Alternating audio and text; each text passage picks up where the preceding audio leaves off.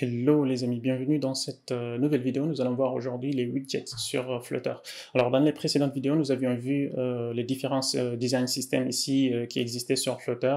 Les principaux en quelque sorte, on a le Cupertino pour Apple et le Material Design pour Android. Donc ici, on va partir donc sur une classe en quelque sorte sur de l'Android ici, juste pour simplifier. D'ailleurs, je pense qu'on va pas rentrer dans ces détails-là dans cette vidéo. Nous allons rester un petit peu légèrement ici sur les classes qu'on va utiliser. Donc ici, nous allons donc parler nous allons donc parler des widgets ici en quelque sorte. Alors les widgets, c'est quoi? C'est en quelque sorte, c'est des classes, des éléments graphiques que Flutter utilise pour représenter des éléments sur notre écran de téléphone par exemple. On a principalement le stateless et le stateful widget.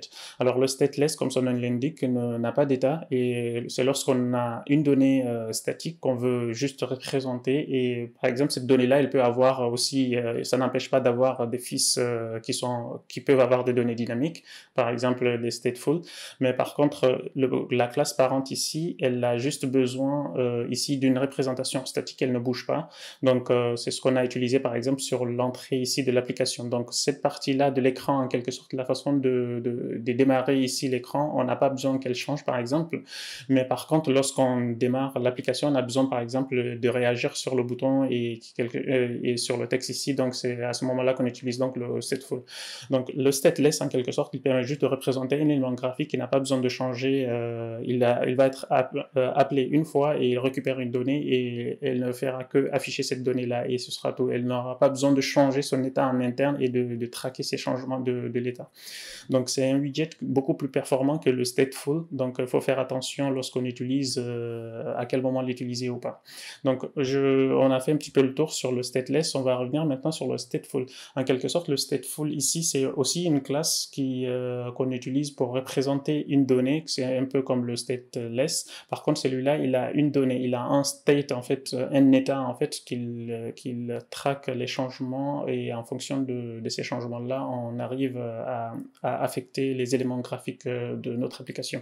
Par exemple, donc sur cette classe-là, si je regarde ici, au niveau, on a le constructeur ici, on a une page title ici qui est juste comme ceci. Donc si je reviens ici, on a une fonction ici, le create state. Alors, le stateful, il a une fonction, il faut absolument qu'il ait cette fonction-là. Le create state ici qui retourne dans son état. Donc si je reviens ici, alors de façon générale, on essaye de nommer ici la classe état en fait, qui est un petit peu comme la classe parente aussi qui est stateful. Donc on préfixe en général par underscore comme ça, elle ne sera pas accessible depuis l'extérieur, comme on a vu dans les vidéos sur Dart. Donc si je reviens ici, nous avons donc notre état, on crée ici notre état à cet endroit-là, et ensuite dans cet état-là, on a par exemple une fonction ici donc qui permet de builder.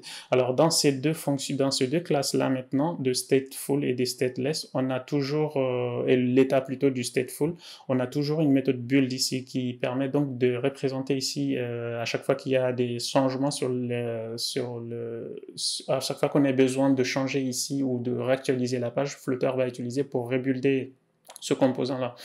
Donc ici, donc cette classe-là, elle est sur le state ici. Si je reviens au niveau de stateless ici, nous avons ici la classe il est dit ici sur la classe principale parce qu'il n'a pas besoin ici d'un élément graphique.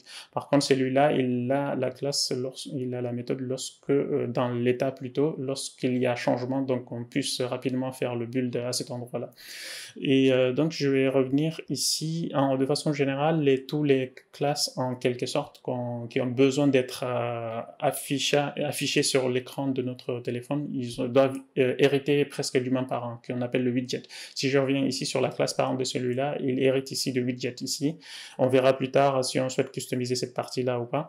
Donc ici, je reviens au niveau des stateful ici, c'est aussi un widget ici. Donc on voit bien ici, ils ont tous le même parent, sauf que l'autre, le stateful ici, il rajoute plus de fonctionnalités pour traquer les états de changement, quelque chose comme ça. Donc si je reviens à cet endroit-là, au niveau du state, celui-là, il a besoin par exemple du build, il est dans le state, la méthode abstract ici, si je reviens au niveau alors il est quelque part ici, si je regarde dans le code source, voilà, on a la méthode abstract ici. Par contre, le stateless, il a la méthode au niveau de la classe stateless. Donc celui-là ne fera que afficher ici en utilisant donc le build context. Donc c'est à peu près ça la différence. On verra d'autres states. Nous avons par exemple le inherited widget, par exemple, qui permet de propager par exemple des données, par exemple, on peut avoir une classe ici qui a besoin de partager un état sur ses fils et de faire une propagation de données, etc. On a aussi des providers, les change notifiers qu'on verra plus tard, plus on avance sur notre playlist de Flutter. Donc c'est principalement les deux widgets là, les deux systèmes de widgets là qu'on va utiliser le plus souvent, le stateless pour représenter des éléments qui n'ont pas besoin d'état en interne pour effectuer le changement. Une fois qu'on l'affiche, on l'affiche pour de bon. Et on a d'autres widgets qui, eux, ont besoin d'être rebuildés et d'interagir avec l'utilisateur ou d'interagir avec des notifications ou ce genre de choses. Donc on utilise donc le stateful et à privilégier donc les stateless lorsqu'on n'a pas besoin de changer les éléments internes de notre application. Et ici, vous remarquerez que le stateful, il a deux classes à chaque fois. La deuxième classe ici, c'est un state et l'autre, la première ici, elle fait une référence ici à cette deuxième classe-là pour créer son état. De façon générale, c'est pas obligatoire, mais de façon générale, on préfixe celui-là par underscore pour pouvoir les différencier, etc. Donc voilà, je pense qu'on a fait un petit peu le tour. Alors si on regarde rapidement ici, je peux d'ailleurs m'amuser rapidement ici en regardant par exemple le Material App, il étant ici par exemple à stateful. Ici, le thème data, on n'a pas besoin c'est une donnée en quelque sorte, c'est comme si c'était un record.